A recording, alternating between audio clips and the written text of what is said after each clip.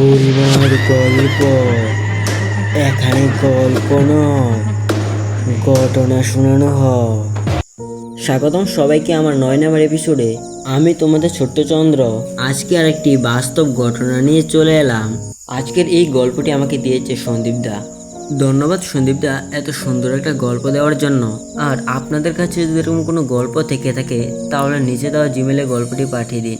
আপনাদের দেওয়া গল্পটি আমি ভিডিওর মাধ্যমে তুলে ধরবো। চলো সবাই একসাথে মন দিয়ে গল্পটা শুনি। বছর 10 পরে গ্রামে ফিরছে অনির্বন। কলকাতাতে চাকরি করে, কিন্তু বাবার মৃত্যুর পর গ্রামের পিতৃভিটে দেখতে আসার দরকার ছিল তার। মায়ের অনুরোধে 1 সপ্তাহের জন্য আসতে রাজি হন। সেই দিন কলকাতা থেকে রওনা দিল গ্রামের উদ্দেশ্যে। সন্ধ্যা 6টায় সে ট্রেন থেকে নামতে একটা অদ্ভুত গন্ধ নাকে এলো, যেন পুরনো ভেজা মাটির সাথে ধূপের গন্ধ মিশে আছে। স্টেশন থেকে হেঁটে আধ ঘন্টার পথ তার বাড়ি। লাল মাটির রাস্তা ধরে হেঁটে হেঁটে যেতে সে খেয়াল করলো গ্রামের পরিবেশটা যেন একটু অন্যরকম লাগছে। এই সন্ধ্যায় একটা পাখির ডাক নেই, কুকুরগুলো পুরো চুপ। কিছুক্ষণ হাঁটতে হাঁটতে বাড়ির সামনে এসে দরজা খুলতেই যেন একটা ঠান্ডা হাওয়া বয়ে গেল। হঠাৎ পেছনে একটা তাল গাছের দিকে আমার নজর গিয়ে পড়ল, যেন একটা ছায়ামূর্তি দাঁড়িয়ে সেই তাল গাছের তলে। তখন গাটা যেন কাটা দিয়ে উঠল আমার। আবার তাকাতেই দেখলাম কিছু নেই। আমি চোখের ভুল ভেবে ঘরে ঢুকে গেলাম। পরদিন সকালে প্রতিবেশী রতন কাকা এলো আমাদের বাড়ি। তার মুখে এক পুরনো গল্প। তুই জানিস না রে, তোর ঠাকুরদার ভাইয়ের মেয়ে এখানে গলায় দড়ি দিয়েছিল। তারপর থেকে বাড়িতে রাতের বেলায় অদ্ভুত আওয়াজ শোনা যায়। কেউ কেউ বলে রাতের দিকে কে যেন কাঁদে। আর সবচেয়ে ভয়ানক, কেউ যদি রাত 12টার পর সেই গাছের দিকে তাকায় সে আর ফিরে আসে না। অনির্বাণ এই কথাটা হেসে উড়িয়ে দিল। এসব গা গল্প, আমি শহরের ছেলে।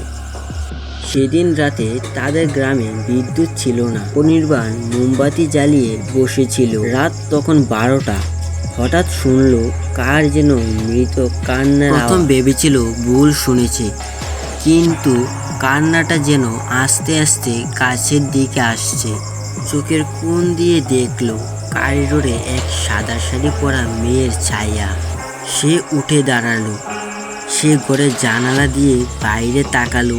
তখনই তার নজর পড়ে সেই তাল গাছের নিচে এক মেয়ে, মুখ ফ্যাকাশে, চুল এলোমেলো। অনির্বাণ হঠাৎ বুঝতে পারল রতন কাকার কথাটা মনে পড়ছে। সেই মেয়েটা ইশারায় বলল, পিছন ফিরে তাকাও। পিছন ফিরে তাকাস না। তার বুক কাঁপছে। মেয়েটি বারবার ইশারায় বলছে, পিছনে ফিরে তাকাও, আমি এখানে। এক মুহূর্ত সাহস করে বলে উঠল, তুমি কে? কোনো উত্তর নেই, শুধু কুয়াশার মধ্যে হারিয়ে গেল সেই ছায়া। সকালে ঘুম ভাঙতে শরীরটা ভারী লাগলো। দরজার বাইরে গ্রামের 2জন লোক দাঁড়িয়ে। আপনি ঠিক আছেন তো? কাল রাতে কেউ আপনাকে ডেকেছিল? আমরা দেখেছি আপনি একা করিডোরে দাঁড়িয়েছিলেন, কেউ যেন আপনাকে টানছিল। অনির্বাণ সেখানে আর কিছু বলল না। সে সিদ্ধান্ত নিল আর এক রাতও এখানে নয়। সেদিন রাতেই প্যাক করলো। কিন্তু ঠিক যাওয়ার সময় সেই গন্ধ, ধূপ, ভেজা মাটির। তাল গাছের নিচে একবার তাকালো, কিছু নেই। হঠাৎ পেছন থেকে ভেসে এলো এক চেনা গলা, অনির্বাণ এবার আমাকে দেখো। সে দাঁড়িয়ে পড়ল, গা শিউরে উঠছে। গার ঘুরে তাকাতেই যাবে, ঠিক তখনই রতন কাকার কথা আবার মনে পড়ল।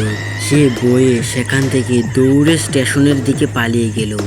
অনির্বাণ কলকাতায় ফিরে এসেও আজও মাঝে মাঝে স্বপ্নে দেখে সেই গাছ, সেই গন্ধ আর সে ডাক। যতবার স্বপ্নে পেছন ফিরে তাকাতে যায় ততবার ঘুম ভেঙে যায় তার। আজকের গল্পটি এই পর্যন্তই। আর আজকের গল্পটি কেমন লেগেছে কমেন্টে জানাবেন। আর আপনাদের কাছে যদি এরকম কোনো গল্প থেকে থাকে তাহলে নিচে দেওয়া জিমেলে গল্পটি পাঠিয়ে দিন।